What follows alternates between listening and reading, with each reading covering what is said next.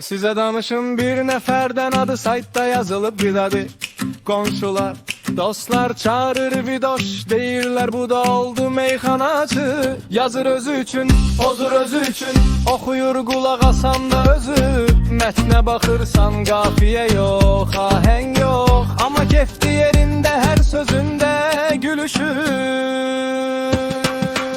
Vidoşun meyxanası, qafiyəsiz havası, nə dediyi bilinmir, yenə tutur havası. Vidoşun meyxanası, hamı gülür səsinə, heç kəs başa düşmür, özü vurulub özünə. Vidoşun meyxanası, qafiyəsiz havası, nə dediyi bilinmir, yenə tutur havası. Vidoşun meyxanası, hamı gülür səsinə, heç kəs başa düşmür, özü vurulub özünə.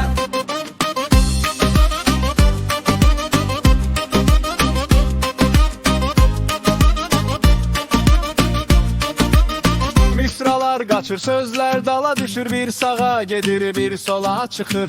Soruşursan qardaş nə demək istədin, deyir başa düşən üçün çox aydın çıxır.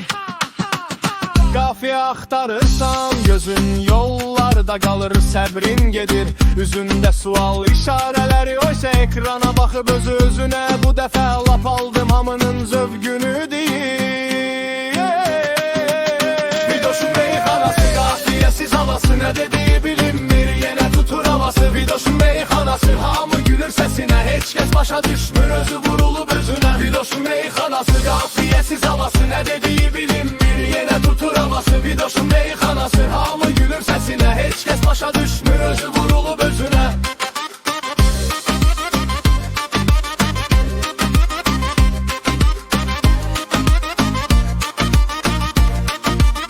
Vidoşun meyxanası, qafiyəsiz havası, nə dediyi bilinmir, yenə tutur havası. Vidoşun meyxanası, hamı gülür səsinə, heç kəs başa düşmür, özü vurulub özünə. Vidoşun meyxanası, qafiyəsiz havası,